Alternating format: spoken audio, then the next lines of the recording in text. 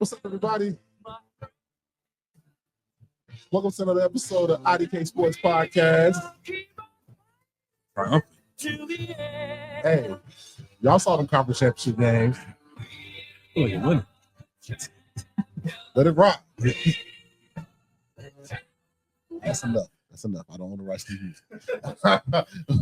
Welcome to another episode of IDK Sports Podcast, your premier podcast talking sports with the average guy. You got to school, brother. You rocking the camera. You know what I'm saying? Your premier spot talking sports with the average guys. My name is Anthony. Got my man Kenny. What's happening? Got my man Ron in the back because he got a camera now, so no more face. You know what I'm saying? So we are your premier spot to catch sports with the average guys every Monday at 5 p.m. on YouTube. Like and subscribe to the channel. Yeah. And you catch us on any other podcast platform if you like just the audio. But definitely, wherever you at, like, subscribe, put your notifications on. For sure. So we're going to take No Face off real quick. Just fade to black. You got my man out of here. But now, so we're back. Another episode. A lot happened this weekend. Oh, yeah. The conference championships, man. Great games, I think. Oh, damn sure. Well, two good games. The rest were kind of like the Big Ten game wasn't that bad. Big Ten game was pretty interesting. Yeah, the Friday night games were horrible.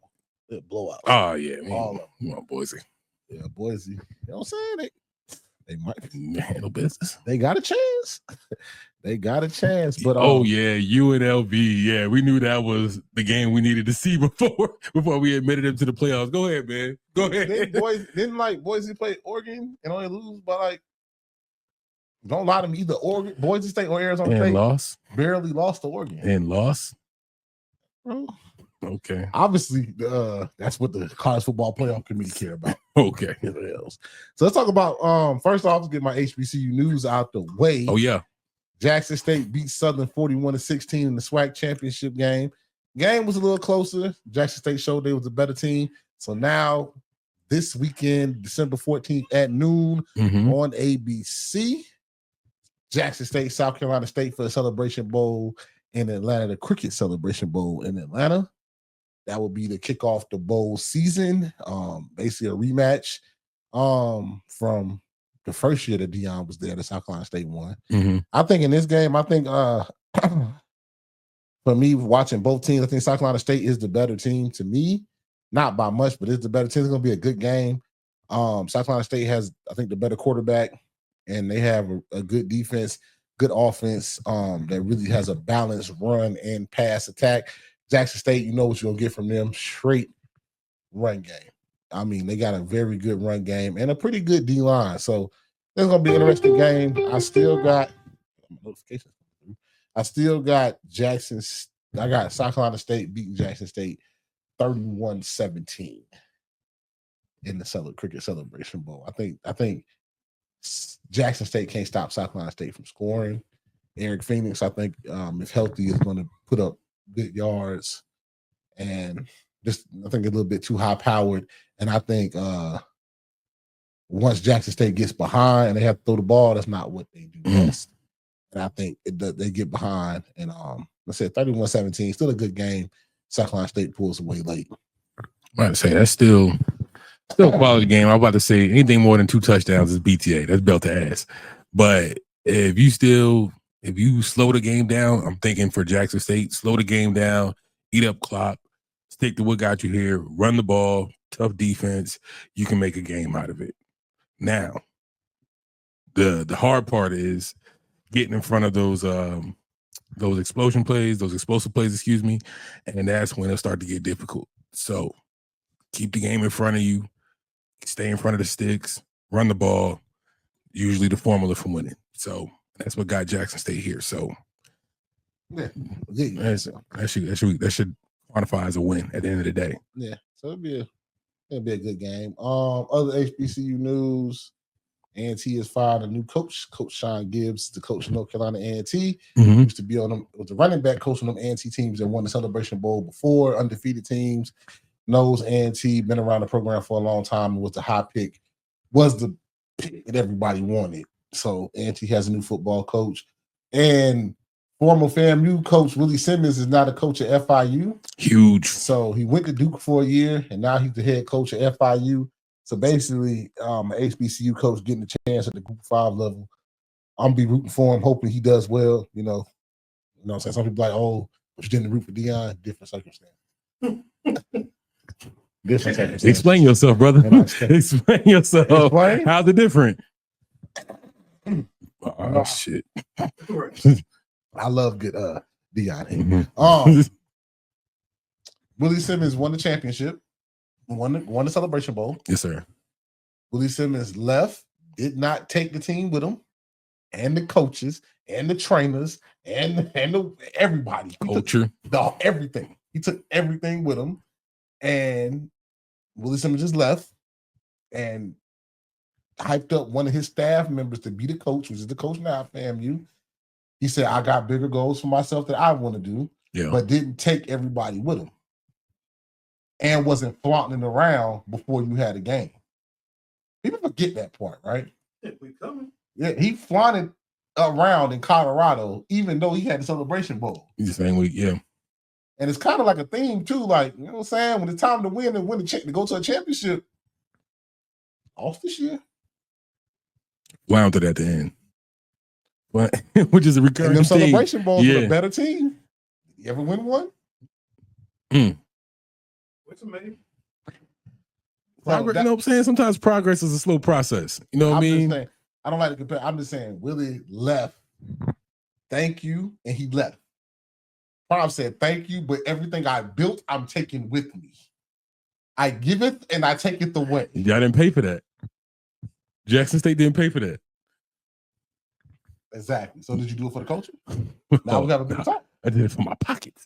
And that's where I step in with my hate. You did it for yourself. You took everything. You took the trainers. Them coaches didn't have no all the coaches that came when you took. And left y'all to fend for yourselves. And then like thing that's about it, then I'm gonna get off Deion. I hate talking about him. The thing about it is can't tell. The thing about it is when he took them, they didn't like he made them coordinators or nothing. Then people they took at Jackson, most of the people ain't even on the staff of Colorado no more. If they are, they're like assistant position coaches. So you didn't really elevate them, you just took them and take them. But teach his own, you know what I'm saying? Shout out to Willie Simmons. I will be rooting for FIU all next year. You know what I'm saying? Because I want him to do well, because I think him doing well, really from the HBCU space, will help people look and say, hey, it's good coaches down here. Yeah. That should get the opportunity. Oh, yeah. We still teaching ball. We still teaching ball. All right. So let's get to the conference championship game. Which one you want to start with? Let's get Boise out the way. Ashton Jeanty should be the Heisman winner. That's what I'll take. Let's put both of us up there. Hold on. I'm about to say, why you say that? Hold on. There we go. So, Ashton Jeanty. Let's get this out of the way. Travis is a once-in-a-lifetime player. They're both generational talents. Right. Ashton Jeanty at Boise, in the yards that he put up and how dominant he was every game at that position, I think he should be the Heisman winner. I think Travis has a hype train behind him too. Because what's his yard? I mean, I don't know all his stats and stuff like that, but I know I'm not saying that Travis shouldn't be a close second, but I think also the hype train got behind Travis, and he marketed himself. Yeah, he started marketing himself, and then he got in the discussion even more. I still think Ashton, off of like what he did and the stats, he didn't talk that much. He did like people stand like him now. Running back stand like him now. Which is crazy. I don't know how he does that. Yeah, the problem I have with Ashton Jeanty, right, is if you start shining light on like Ashton Jeanty, that's how cats like Cam Scatterbo out in Arizona State start to get more light on him too, because it's like, now what if Cam Scatterbo was over there, who had the same numbers as Ashton Jeanty? And my second point, a reason why Ashton Jeanty should not become Heisman, is because there's been running backs in the past that had either the same amount of yards, same amount of touches, or even more yards, more touches, and did not win the Heisman. Insert Melvin Gordon in his time with Wisconsin. So if you won the Heisman that year, though? Melvin Gordon didn't win the Heisman that year. So who won the Heisman that year? Remind Wasn't me. it like a Jameis year Could have been. That was around the same time. or the Deshaun year? No face, you got me. Yeah, I got- That might have been Deshaun. Like it's also who you going up. It's a weak quarterback class. For sure. I think Melvin lost to a quarterback that really went off. Oh wow, Marcus Mariota, Oregon. He won that year. And he was balling. It's Oregon Marcus. Yeah. Yeah. Yeah. And he when was balling. Jameis second, I think Jameis was second. No. Jameis wasn't second. That was the year Jameis threw all them picks like he throwing now. Ain't nothing changed. Boy can't stop. Boy can't stop. But nah, like they it's a weak quarterback class. Yeah. That plays a part. Adrian Peterson won the Heisman and he had a dominant. And I think Ashton Genty year rivals a Adrian Peterson type year. I think it'll have to be for a in this case, because we have a weak quarterback class, so nobody was just above and beyond. I understand why Ashton Genty is being pushed to the top of that list. I understand, but in other years, as for the Heisman goes, this would not be it. Yeah, You know, you just won the luck of the draw. But also on the other side, I look at Travis Hunter. How often I just mentioned Cam Scatterbo, I just mentioned Melvin Gordon, I just mentioned, and there's probably some other former college running backs that I'm forgetting right now, but there's been guys that had this similar stat line. Mm-hmm. You can't trace back anybody that had a stat line on offense and defense that Travis Hunter has had in a single season that has been as impactful on offense and defense that Travis Hunter has. You can't trace that back. That comes in once a generation.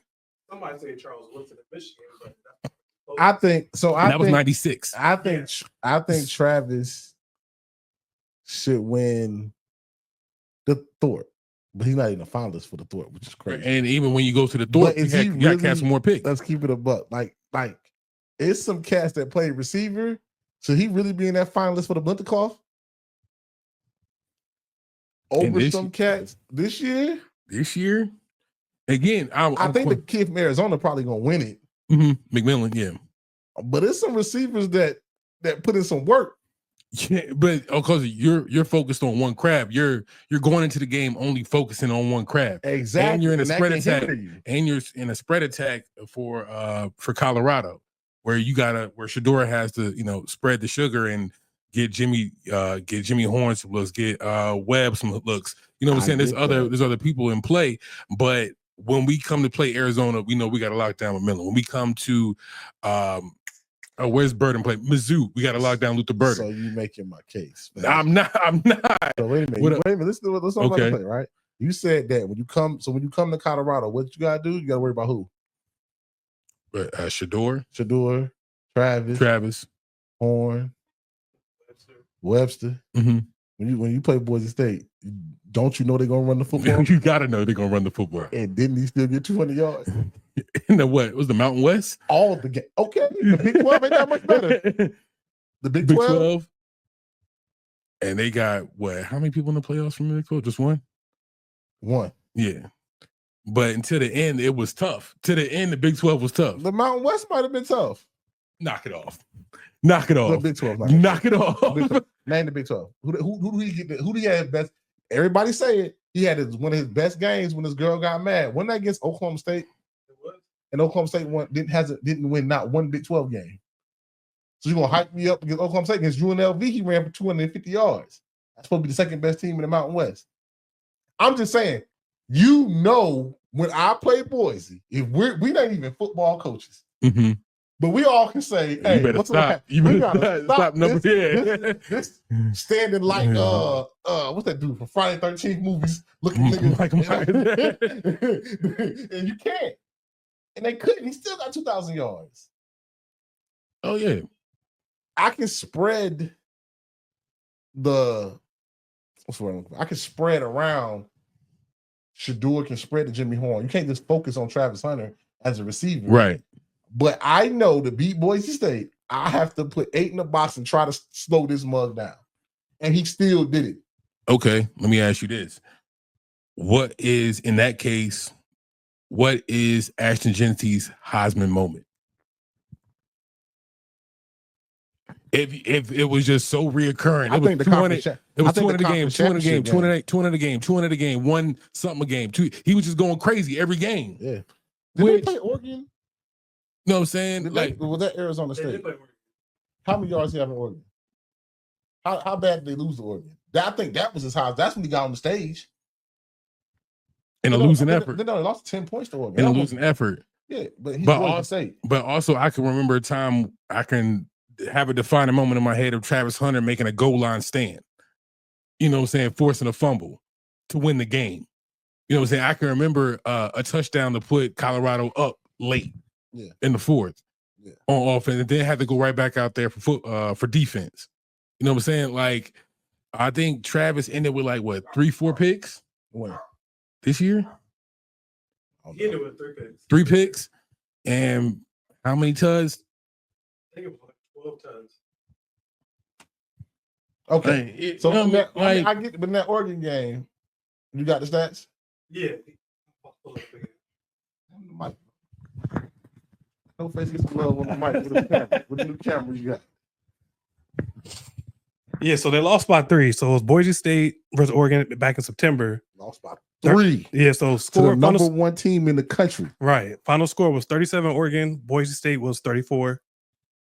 Ashton Genty had 25 carries, 192 yards, and 3 tuds.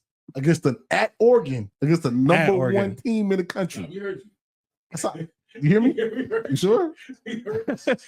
So in that case, But I will agree with you on the Heisman moments. But it's something about being on that put him on the stage, and then he kept it all year. It was never a question that he was going to be a Heisman hopeful all year. He went to Oregon, showed out, bet, and he had another year eligibility. That's crazy. But he went to Oregon, showed out, and then kept it going all year long. And then I appreciate somebody that dominates when you're supposed to dominate. No question. So against the good teams, against the good team, he played good. They lost. Number one team in the country. Your Boise State. You're not supposed to. You wouldn't even be in that game. Yeah. That was a money game, actually. So then you turn around all year and dominate the Mountain West. 252. They thought you was gonna break Barry Sanders' record. And then you cap it off with a conference championship game with what? 3 tubs and another 200-yard game. Strike the pose. I think he had enough. I think his was more dominance than moments. Now I give you, Travis had moments, but was he ever dominant at one of the positions? And I think that hurts him because he split time. If he had played just receiver, then yeah, he'll be up there for me. And again, that it's kind of it's a factor against him as to why he's not being pushed up there, or his stats ain't so dominant, because you are in a system that asks for other players to step up, for other players to contribute. Like, I think he made a point on Twitter, like, hey, if you give me X amount of touches a game, then see where I be at. This on the offensive side of the ball. But again, you're it's to the detriment of being successful in that system, in that Colorado offense. So yeah, we can play the shoulda, coulda, woulda. I wouldn't be mad at. Right. Exactly. I'm just saying, in my case, if I had a vote, my vote would be for Travis. That's all I'm saying. Just because he's impactful on both sides of the ball. We haven't seen that since Charles Woodson. I say we do the Reggie Bush Fish Young thing. Give Travis the Maxwell Award, and which is the best player, but then give Ashton Genty the Heisman. How they did, like Vince Young got the Maxwell Award, and they gave Bush the Heisman. I think that's what I would vote for. I would vote for Ashton Genty for the Heisman, but I wouldn't be mad if he got like Player of the Year, the second Player of the Year award. Yeah, that's cool. That's cool. But we were saying championship games. Yes, yeah, off of Boise. Talk about all of them. We just talk about the main ones. Talk about the main ones. The Sun Belt was an ass whooping. Mac BTA was an ass whooping. Georgia, Texas. That was a good one. That was a good one. We're gonna get that. We talk about SEC. We'll go SEC, Big Ten. Yeah, let's knock out SEC first. SEC, I think the national champion is in that game. Agreed. I think Texas is more lined up to be it because Beck got hurt. He's not going to be ready to play. He can't even lift his arm. But That them does change a lot. defenses, and they can do just enough. Everybody say, "Oh, they didn't put that many points." Texas ain't put that many points, but the last 2 games was against A&M and Georgia, probably the 2 best defenses in the country. Right. So, but I think the national champion came from that game. I agree. And I'm more so of Georgia. I want to go with Georgia just because I'm hoping that Carson Beck gets in that hyperbaric chamber and can get right before playoff time. But in the case that he doesn't, I'm just like you said, I'm rolling with Texas. Georgia defense, lights out. And I don't give a damn if you put Archie in there. I don't give a damn if you put Quinn in there. That defense is legit. You know, I'm a draft guy. And the way it lined it up, we got a chance to see that game in the national championship. Yeah, just how the bracket looks. Yeah, I agree. We're gonna talk about Oregon later, but all the speed in the world don't matter when you get hit in the mouth. It does not matter, and that's what both those defenses do: punch in the mouth from the gate. You know what I'm saying? They both play, especially Georgia. They got a lot of things that they neutralize as an offense, or they neutralize for opposing offenses that just won't work when it comes to SEC brand of football. So I'm happy to see it. Like, I'm with you. Between Texas and Georgia, somebody going home with the chip. That's just my man. You got anything you want to say about it? I agree with you. Yeah, I got nothing on it. Yeah, I'm about to say, hey, I'm going with Texas. I mean, my wild card is probably going to be SMU, but I think Texas is going to win it all. Yeah, that's all I got. The champion came out of that game. Watching that game was like a preview to the national championship. A preview to the national championship. Yeah, it just sucks that the way the bracket is lined up that they probably not, that they probably can't make the championship appearance just because I think they like after, was it the quarterfinals or in the semis? Nah, they're not on the opposing side of the bracket, are they? They are? Okay. Yeah, we'll get to the bracket, but yeah, they're on the opposing sides.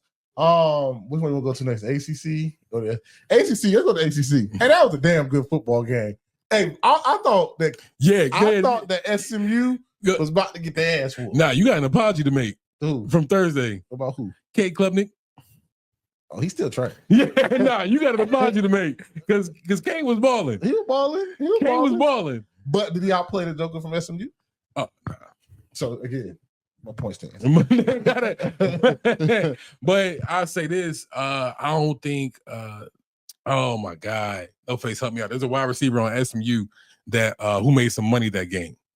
He for damn sure made some money that game. I can't believe I'm forgetting now. That game was going. But the way that coach turned that game around, and they was Clemson was on fire, and SMU probably played the worst half of football they ever played all Clemson year. got whatever they wanted that game, and at least in the first half. And I was like, I was flipping back and forth for that in the beginning. Yeah.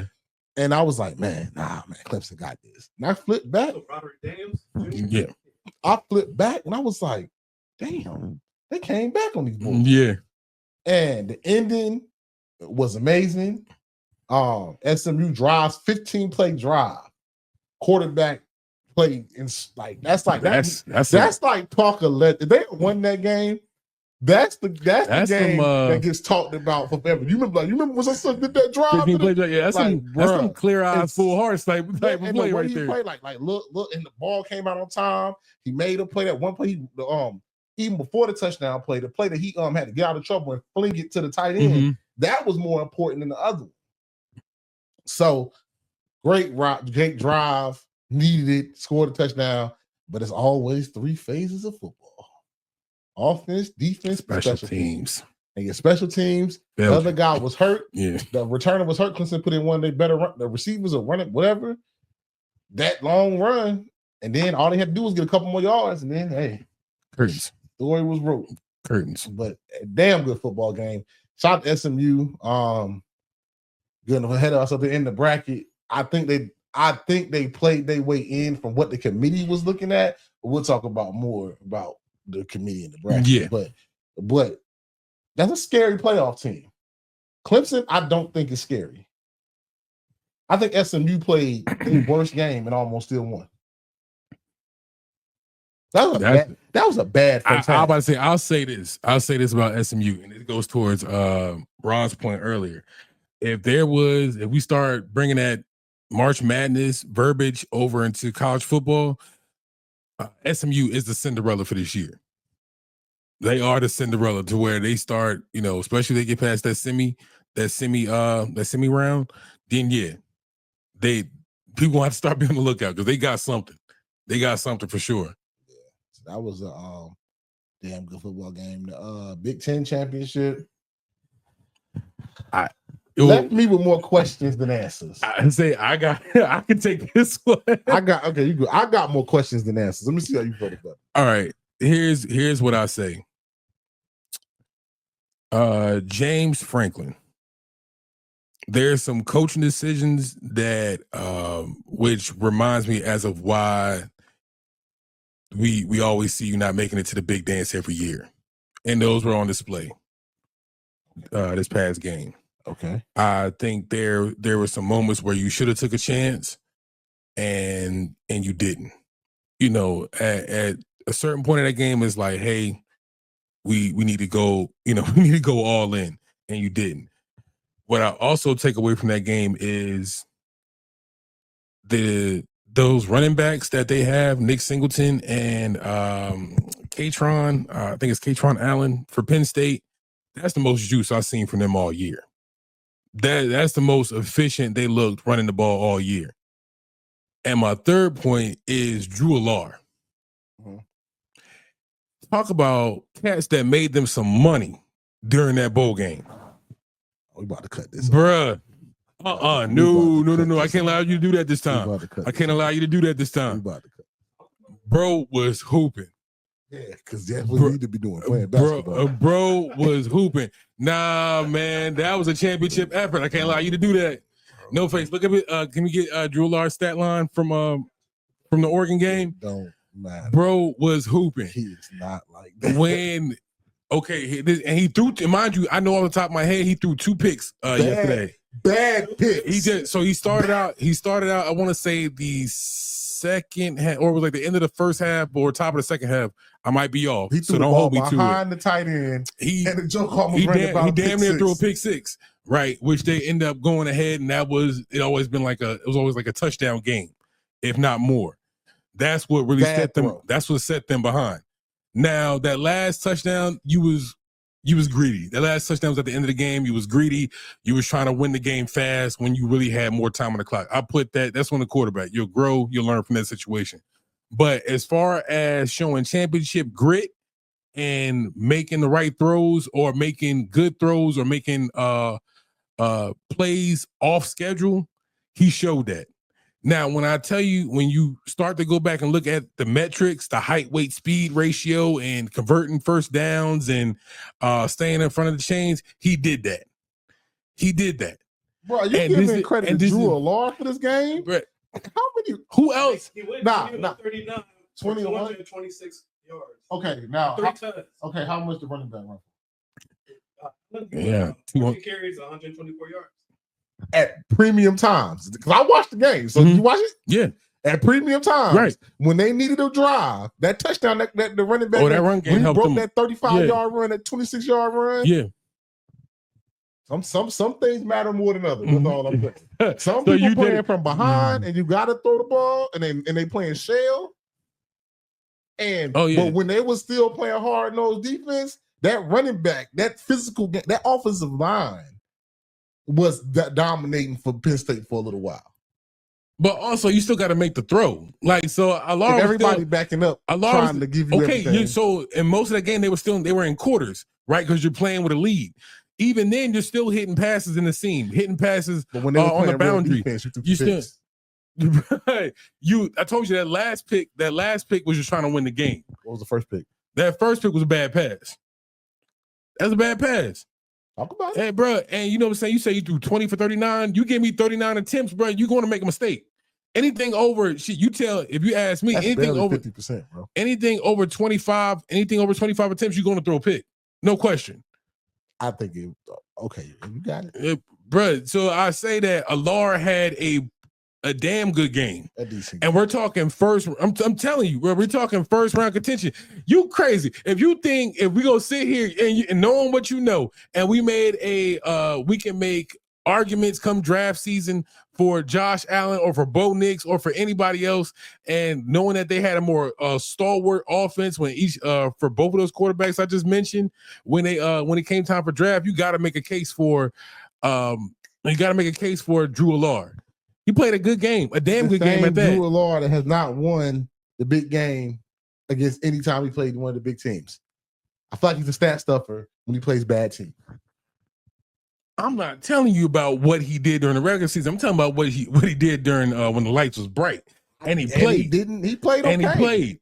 He wasn't bro. Out of all the quarterbacks that played out of the big games, in the big games, just that he was last. I'm telling you now. Gabriel played better. Outplayed him. Dylan Gabriel how much Dylan Gabriel had on that game?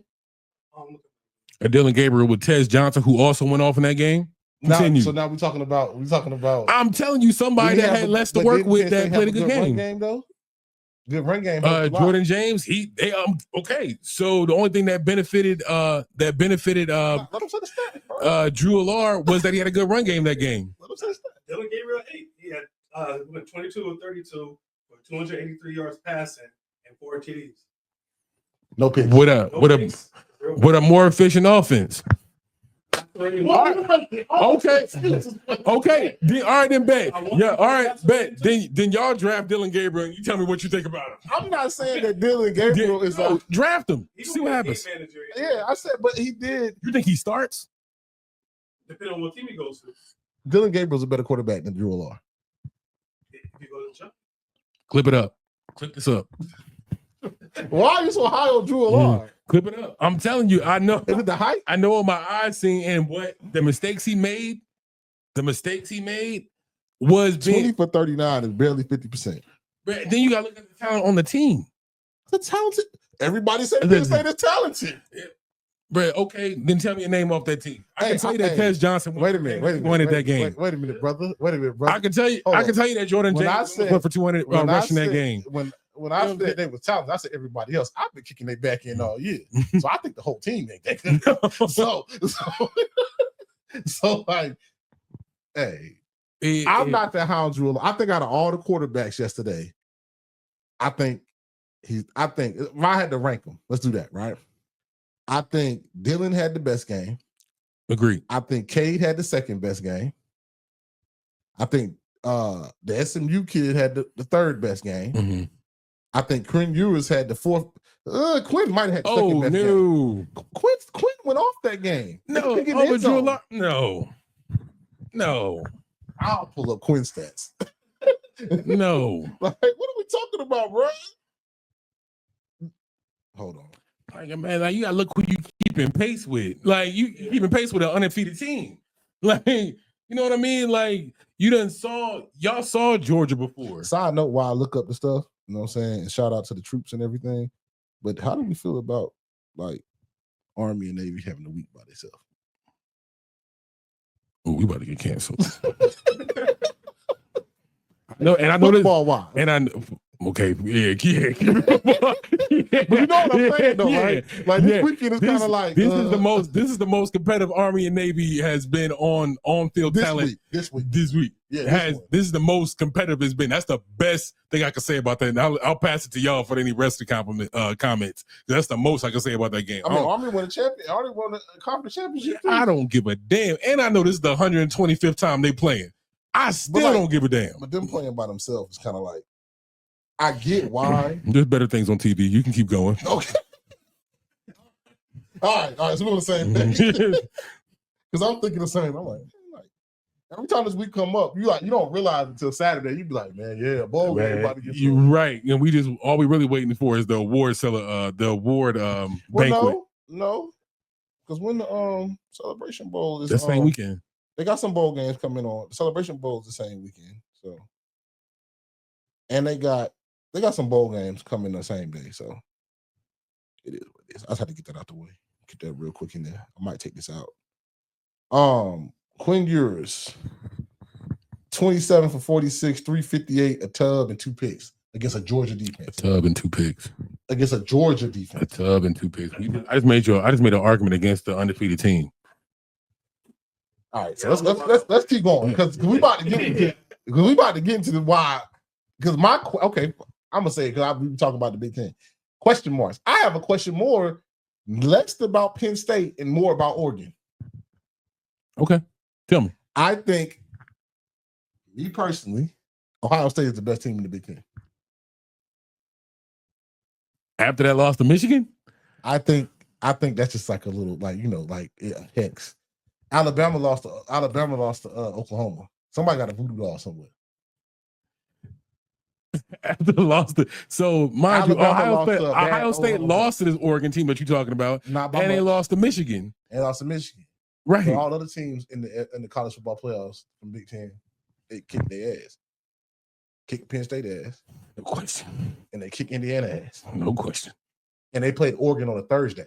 Get that. It was a Thursday. That was early. Good game. point. And it was early in the year. Was it a Thursday? You sure that wasn't a Saturday night game? A Thursday or Friday game. Okay. Like that. It wasn't. And it was early in the year. I'll give you that. I have more questions about the way that Oregon let Penn State run on them. I don't know. And then remember, go back. Now, like this game made me think about it. Go back. We just talked about how Boise State almost beat Oregon. Mm-hmm. And then I think the week after that, somebody about okay. Like Oregon had some close calls at the beginning of the year, and then they played the weak ass Big Ten. And that takes us to our next topic about the college football playoffs and the committee. They got to do something different if they're gonna have 12 teams with these big conferences that don't play everybody. Georgia's the only one that played everybody. Thorough. That's a thorough playoff selection. Texas didn't play everybody. Texas' best win is Vanderbilt and was it Tennessee? You got me no face. I don't know. I think Texas don't got that many big wins. The Big Ten, Ohio State was the only one to play every one of the top teams in the Big Ten. Oregon didn't have to play nobody but Ohio State. Everybody else had to play Ohio State. Ohio State had to play every top team in the Big Ten. But and 2 of them lost. Okay, but with that, and here's where my argument for the committee comes, is that you got to put a cap on how many teams can make it from one conference. But see, I don't like that. That's my... But I don't like the 12-team playoff. But I don't like that. Because if you're putting in 3 teams from the same conference, what's the point of the damn conference championship game? There's no point to it. That's why when we got to SMU, I can understand because the way this committee did it all year. Because y'all look at how they did it all year. They put a high premium on wins and losses. And I think that's dumb when you're doing a committee of college football. Because this one loss team, keep it a buck. Penn State beat South Carolina. They line it up. In I don't think Valley. so. I don't think so. Can Penn State beat Alabama? Can Notre Dame beat anybody in the SEC? No. No. But that'd be my same argument for why I still believe Miami should have been in. I think Miami could beat Indiana. Yes. Okay. And I think now I am glad because they kept saying I'm glad they kept the same premise all year. Cause I think you shouldn't punish nobody for losing it, like for being in the thing. It's hard to punish somebody for going to a conference championship game and losing while somebody else is not playing. Yeah, that makes sense. But then there has to be they shouldn't have. If you're gonna have 12, just do the top 12 teams. Agreed. But again, that you still don't evade anything if your top 12 teams still have 3 or 4 teams from the same conference. Get better. that's not just so this is what's gonna happen, not right? An equal or a common denominator. Just say get better because I can only play who y'all give me. That's why you shouldn't have 12 teams. But that's why I think you shouldn't have 12 teams. You should just go back to 4. You shouldn't have 12 teams because now you got an Alabama team sitting out while Notre Dame is in, who didn't play nobody. And you go to Notre Dame, I'm looking at y'all like either get down or lay down. if y'all not better than my who I believe is my 12th ranked team, I'm saying that for Notre Dame. If I don't believe Notre Dame has a stronger schedule, has more quality wins than the 12th ranked team, I'm not counting them in. I'm not counting them in the playoffs. But they are, because y'all got to get down and lay down. Y'all don't have no championship games. Y'all don't have no conference opponents. Y'all don't have no rivals. Y'all biggest wins are Army. Exactly. And either get down or lay down. If you want to be independent, that's fine.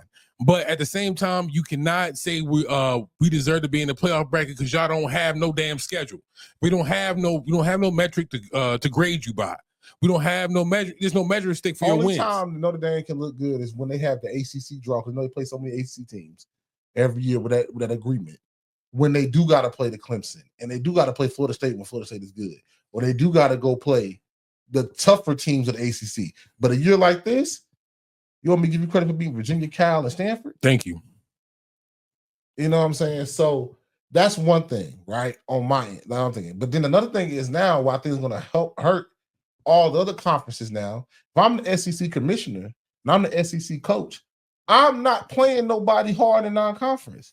If I got to play 8 other conference games, okay, Big Ten need a quality win. I'm not playing you. Why would I play you? And take that chance of getting the L out of conference when y'all already devalued. Y'all gonna kick me out if I get 3 conference losses. Yeah. You know what I'm saying? I'm not gonna play. Nothing to it. I'm not. The Big Ten was historically bad this year. And y'all put their top 4 teams in there that didn't even play each other. You get something. That's what I'm saying. Where is the disqualifier at? Where who is the disqualifier? Which is oh, they only got 1 loss. Okay, you only played Purdue, what? A bad USC team, a bad Washington team. You know what I'm saying? Penn State and them didn't even play Illinois, which was a decent team. Ohio State did. And this is where I'm going to like quality wins, or like if you want to call them quality losses, whatever that means. But if your loss is to a ranked and a competitive team such as Ohio State, I'm speaking of Indiana, if your team did lose to Ohio State and that was your 1 loss, okay, that was the first time I saw you play competition. And you got your ass kicked. And you got your ass kicked. So if that is my only metric that I can use, then damn right you out the playoffs. Damn right, because you putting 4 in from the Big Ten is crazy. That's crazy. When you got teams like South Carolina outside looking in. Miami outside looking in, and they all had to face a gauntlet, and we was like, well, you know, such and such lost to Georgia Tech. Okay, tell me about Georgia Tech that played Georgia, that just played Georgia and took them to 8 overtimes. Come on, man. Like that's all I'm saying, bro. Like, just to break down the committee, the brackets, since we're already into it. The number 1, y'all can stop me if I'm wrong. I think I memorized it. Number 1 seed is the Oregon Ducks, only undefeated team in the FBS, I think. Number 2 seed was the Georgia Bulldogs. Have no problem with 1 and 2, even though I'm kind of kicking Oregon back and have no problem with 1 and 2. 3 seed was Boise State, and I should tell you something right there. The ACC wasn't even good enough to get their automatic champion to be in the top bye. So the 3 seed was Boise State and the 4 seed was Arizona State. Right? Clemson was the last team to get in because they won the championship. They had number 12. They got to travel to Texas. Texas is going to kick their ass. The next team, help me out, Ohio State and Tennessee. They got SMU and Penn State. SMU and Penn State. I think that they gave Penn State and Notre Dame a chance to get to the second round where they did it. They did Ohio State dirty again, because I don't know how a team that you beat is ranked higher than you.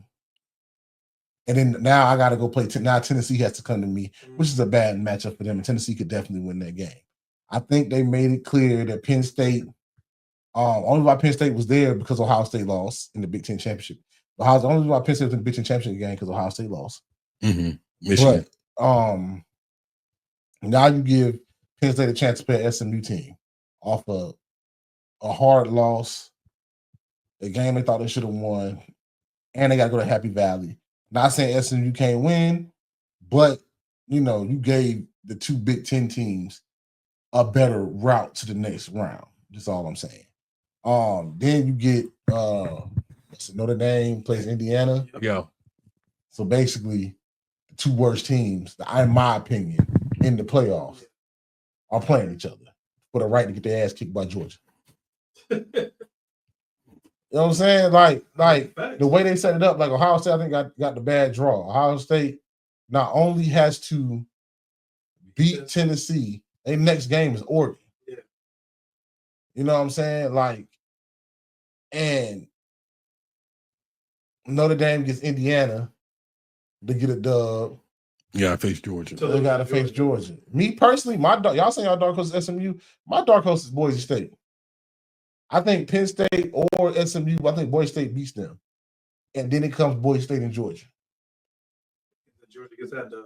Yeah, I think Georgia gets that dub, but I don't know. I mean, hey, okay, this is what I'm saying. I do think Georgia will win, but when Georgia Tech plays the same style game that Boise State played, and that gave Georgia fits. Georgia Tech runs the football. They don't throw it hardly a lot. Yeah. And they had to beat them in 8 overtimes. So my dark horse to get to the championship game is Boise State. I think Ashton Jeanty is a star, and if you can block it up, you know, he's going to make some explosive play. That's all I'm saying. I think this is also a factor that I don't want to say we haven't seen, but this is also a factor that I like to go into play is that bye week. Now, understanding that these 4 teams are all conference championships, so they all played football more recent than they won't play again for another 3 weeks. Though. Thank you. But here's what I'm saying: that bye week and that I don't know if you can call it like maybe almost a month of rust and playing football when you got somebody that's just coming off maybe like a tough game like a Tennessee and Ohio State or SMU and Penn State game. Like I think that's going to be a pretty tough game. I'm interested in seeing that game. But you have somebody that play tough like SMU and then they match up with Boise. I would like to see what that bye week looks like as far as who's more amped up to play. Like we see in the NFL every year, like those teams that get surprised by a low seed team just because that bye week was more detrimental than we might have thought. Yeah. So I feel that. So I don't want to go by game, but like, does anybody have? It's football. I'm gonna watch it. But what game out of that first week? I think we all agree that Ohio State Tennessee game is the only game that we see really being a game that people really gonna care about. I don't see that. I don't see that many people tuning in for Notre Dame and Indiana. Although, unless you live in Indiana, but and then I don't think nobody thinks Clemson is gonna hang with Texas. I think SMU and Penn State is intriguing. But I think as far as like teams that you might think can upset somebody in the next round, that Ohio State Tennessee game is kind of good because Tennessee can beat Oregon on the right. You know what I'm saying? Because the way that Penn State ran the ball on them, because I don't think in the next round, like I think Texas has a good path to semifinals. Yeah, and how strong do we think Arizona State is? We don't. Because I'm saying that may vary that the way that bracket is laid out, that may be like your easiest way to they gave Texas the easiest route to the championship. Is like if I gotta beat Clemson, then I gotta beat Arizona State. I'm looking at that like I'm gonna send y'all a thank you card because that was the easiest. That's like I don't mind losing to Georgia if that's the case. You know what I mean? Like, yeah, I appreciate the lookout. And then to get off of this, we'll get a little bit in the NFL. Everybody's like, oh, this leaves some good bowl matchups. Let me tell people right now. Let me look this right in the camera. Look at you right in the camera. The bowl matchups outside of college football playoffs are not going to be good. We don't care. Nobody's going to play. Cam's not going to play. All your stars are not going to play because it's not playing for a championship for the most part. If precedent follows each other, we might have to move the episode. We might end with this. I got another question that I think is good. I just think the bowl games are done. The group of 5 bowl games, beginning, watch those. They're going to be great. A lot of pride, a lot of good things are going to happen with those. But the ones that conclude the Power 14, a lot of their players, they're going to hit the transfer portal. Don't you even think about it. Yeah, it's not going to be good. But now, the question I do want to ask both of y'all, let me put no face back on the screen here, man. is we coming to the day, and this is gonna go into our topic episode, so it's a good way to stop it. To stop the episode. Nah, I mean y'all both can answer, so anyone. Hey, moving the. You hear that? It was good. Sound crazy on the mic. But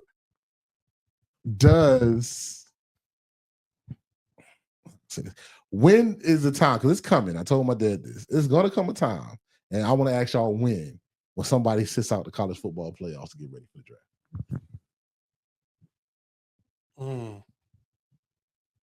Y'all think that ever happened? Kenny, I'm gonna let you go real quick. No, Why? because you at the end of the day, you're still playing for something. You're still playing for something. Even if that doesn't mean you don't make it all the way, you still have a shot at something quantifiable. Even if that, because like even if I don't make it to the chip, I still make it to the Sugar Bowl. You know what I'm saying? Okay. So you're still playing meaningful football. Okay. So we say that. But haven't cats been sitting out of the Rose Bowl, Sugar Bowl, and all them before the college football playoffs? It's going the way these kids act, in my opinion, there's going to be a kid that's going to be like, I know my team is trying to make it, but I cannot risk getting hurt, and I'm gonna stop. Like Christian McCaffrey said out the Rose Bowl. Okay, that's too much of a knock on your character, and that definitely goes into your draft analysis. Cam Ward said, "I'm not playing the college football playoffs. You still ain't drafting him?" If Cam Ward said, "Yeah, he lost some money," I'm still drafting him, but he lost some money. You think NFL guys really care like that? Yes. The way I We're see talking them, about competitive spirit. I don't think they care. That you don't. I think if Travis was in there and Travis said, "I'm not gonna play," they're not gonna draft Travis in top 5. And Will Johnson said, "I'm not gonna play." It's not. If he had character issues prior to that, Then yeah, but if he was like, "Yo, I'm gonna sit out," I seen dudes get hurt. They can't guarantee that I'm not gonna. I can't I don't want to take that chance. You know what I'm saying? It's life changing things for me and my family meeting the dream. I'm gonna sit out. Travis will still be drafted top 5. Will Johnson will still be drafted top 5. Cam will be the first quarterback off the board between him and Shedeur if everything goes like it's supposed to go. If your question is posed towards like the mindset of this younger generation, oh brother, I don't know. I don't know. That's what I'm saying. That's what I'm different. Saying. They different. Yeah. But just as an athlete, your excuse is completely different than somebody that's ranked 16, 18, 21. They're not playing meaningful football. I understand your reasoning then, but you're actually in the bracket. I don't care if you're a 12 seed, you're actually in the bracket. But remember, like I said, the Sugar Bowl was the SEC champion versus the ACC champion, a big bowl game, huge bowl game. The Orange Bowl was huge bowl game. Mm-hmm. Fiesta Bowl, all these bowls before they became college was major bowls, and cats set out of them. Understood. I think the way these kids, a lot of these people that's helping these kids get NILs are not agents, they're marketing firms. Somebody get in your head right and tell you, like, look, you can go play, but you're like locked in the top 5. I don't think if you like Ron said, if you wasn't the character issue before, I don't think NFL care. Also, there's also new things that's added to as far as like your draft contingency nowadays, where you can buy out injury insurance policies, or you can have things, addendums, benefits to where if you get hurt, you can still make a certain amount of money if you fall past a certain round. So having that as a backup, again, I revisit. I'm going back to your competitive spirit. If I tell you like, hey, bro, just get the insurance policy, play the game. If something happens, bro, you still gonna make your bread. Okay. Now, if you tell me you still gonna not play, why? I'm saying. If you locked in as a top 10 or it's gonna be a kid that's not gonna play. But there's an insurance policy that if I'm a consensus top 10. But it still ain't a contract signed in with the NFL while I get the insurance. But they made their investment by making that first round pick with me. A top 10 pick, no matter if they get hurt during the season, whatever, they gonna still keep that investment. Right. If there's somebody got hurt before, oh yeah, I'll give you the insurance policy, we'll draft you in the 4th. That still might cut you if you're not right. And then if you wasn't going to draft me, if you was going to draft me top 10 and I got hurt and I dropped all the way to the 4th and you cut me, After because you don't come, 'cause I don't come back right. I don't trust your eyes to evaluate a top 10 talent. If I hurt my knee and I don't come back the same person, Same way. now I'm a fourth. I'm struggling to keep on a roster, all because I played in the college game when I was locked in top 10. Like Jalen, whatever do for Notre Dame, I heard it busted up his knee. Yeah, but the diagnosis that he never came back. But that's what I'm saying. The diagnosis that go into making a pick or doing the medical evals for some of these players is steep.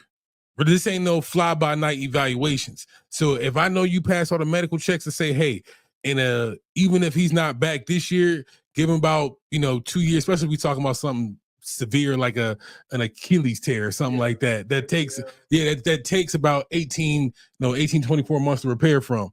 You're not gonna get the same player. Injuries come with the game. This you don't have to wait to a bowl game to acknowledge that injuries are a factor. Hey, Kenny, listen to this. I see you getting hot about it. I see you getting hot about it, brother. Yeah. And I feel what you're saying. I think you gotta take yourself out of it and what you like to see out of guys. These new kids. I'm telling that's you, what I'm saying. This question these new kids. It's going to be somebody sit out this college football playoff. That's what I'm saying. Not this one, but down the road, somebody's going to sit out. And I'm telling you, the NFL is not going to give a damn. They can still get drafted. Right. They're like, the talent outweighs. It's kind of like how basketball is. Like basketball, even worse. Kid can do all kinds of stupid shit on the court. If he can hoop and put up 25, first round. Exactly. That's what I'm saying. If the question was posed to the psyche, no charges though. That's hate. Yeah. If the question was posed to like the psyche or what's the thought process of the younger generation, I don't know. Cause they be like, bro, I done put up because they can very well say I done put enough on tape to where I don't need to play in the playoff bracket. That don't even make sense to me. It don't sound right. Cause even then you can say, well, damn, we wanted to see you against better talent. Kenny, let's keep it up. But look how we done changed our mindset from all of us play sports. None of us can think of sitting out a bowl game and not finishing with our team, not finishing with my brothers. Mm-hmm.